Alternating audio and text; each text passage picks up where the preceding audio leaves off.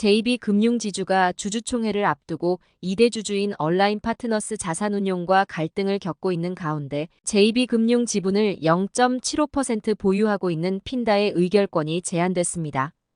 JB금융의 1대 주주와 얼라인파트너스 간 지분 차이가 미미한 만큼 3대 4대 주주의 표심이 중요해졌습니다. 전주지방법원은 얼라인파트너스가 JB금융과 핀다를 상대로 신청한 상호주 의결권 행사금지 가처분을 인용했습니다. 즉 핀다가 오는 28일로 정해진 주주총회에서 의결권을 행사하지 못한다는 의미입니다. 얼라인파트너스는 앞서 JB금융과 핀다가 상호주 규제를 회피하며 상호주를 형성했다고 주장했습니다. JB금융이 지난해 핀다와 전략적 제휴를 맺는 과정에서 JB금융의 100% 자회사 JB인베스트먼트가 운용하는 신기술 투자조합을 통해 총 445억 원을 투자해 핀다 지분 15%를 확보하고 핀다는 JB금융 지분 0.75%를 매입했습니다. 얼라인파트너스는 JB금융이 회사 돈으로 우호 지분을 매입했다는 입장입니다. 법원은 신기술 투자조합을 통한 투자가 결국 전북은행과 JB인베스트먼트가 핀다에 대한 주식을 함유의 형태로 소유한 것이며 모회사인 JB금융과 완전자회사가 핀다의 발행 주식 총수의 10분의 1을 넘는 주식을 가진 경우에 해당한다고 봤습니다.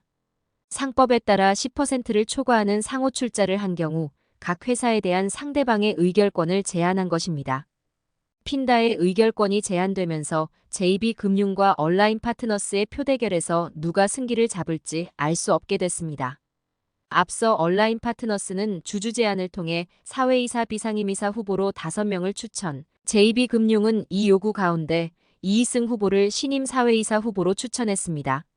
하지만 얼라인파트너스는 이희승 이사 선임 외에도 비상임이사 1명 증언과 비상임이사 1명, 사회이사 3명을 선임해달라며 대행업체를 통해 의결권 위임 권유를 시작했습니다. 이에 대해 JB금융은 다수 이사진 교체를 요구하는 얼라인파트너스에 대해 우려를 표했습니다. 얼라인파트너스가 다수 이사를 추가 추천하는 것은 이사회의 독립성, 공정성, 균형성을 해치고 이해충돌 위험을 증가시킬 수 있다며 우려를 나타냈습니다. 이희승 후보 선임을 수용했음에도 다수의 이사 선임을 요구하는 건 이사회를 장악하려는 시도라고 주장하고 있습니다. 이번 JB금융과 얼라인파트너스 간 갈등은 의결권 자문사들의 의견조차 갈리고 있는 상황입니다. 글로벌 의결권 자문사인 글래스루이스와 ISS는 JB금융의 손을 들어줬습니다. 두 자문사 모두 비상임이사 증언이 필요치 않다고 판단했고 얼라인파트너스가 추천한 후보 모두를 반대했습니다. 반면 노르웨이 연기금과 국내 의결권 자문사인 서스틴베스트는 얼라인파트너스 편에 섰습니다. 의결권 자문사들마저 의견이 엇갈리면서 JB금융의 3대 주주인 OK저축은행과 4대 주주인 국민연금의 선택이 주요하게 작용할 것으로 전망됩니다.